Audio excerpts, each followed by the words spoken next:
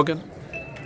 గత 56 సంవత్సరాలుగా ఆర్డిటి సంస్థ మన అనంతపురం జిల్లాలో అన్ని వర్గాలు ఎస్సీ ఎస్టీ బీసీ మైనారిటీ వర్గాలు రైతులు మహిళలు అందరికీ అన్ని విధాలుగా ప్రభుత్వానికి మించి అనేక సంక్షేమ కార్యక్రమాలు చేస్తూ హాస్పిటల్స్ అయితేనేమి పళ్ళు తోటలనైతేనేమి అనేక అభివృద్ధి కార్యక్రమాలు కార్పొరేట్ విద్య అయితేనేమి వైద్యం అయితేనేమి ఇవన్నీ చేస్తుండే క్రమంలో గత 2 నెలల క్రితం ఎఫ్సిఐఆర్ అని మన కూటమి ప్రభుత్వం అంటే ఆ కేంద్ర ప్రభుత్వం ఆపింది.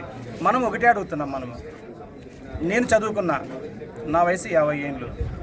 నా చదువు ఒక ఆర్డిటి స్కూల్లోనే మొదలైంది.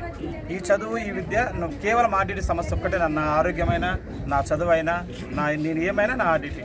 ఇలాంటి నాలాంటి వాళ్ళు కొన్ని లక్షలాది మంది జనం ఆర్డిటిని నమ్ముకుని ఉన్నారు.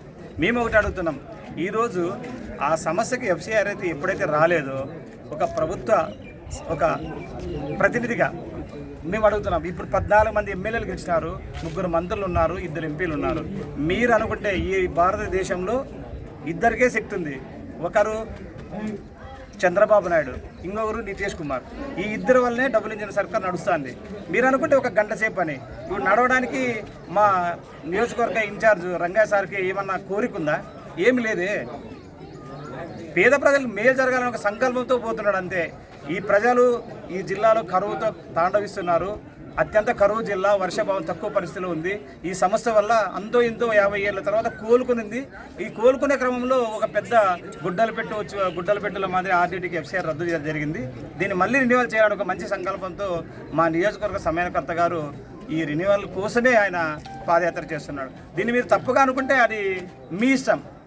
మేము ఒకటే అంటున్నాం. ఇప్పుడు మీకు ప్రజలు సంపూర్ణ మెజార్టీ ఇచ్చినారు. 14 మంది ఎమ్మెల్యేలు ఉన్నారు.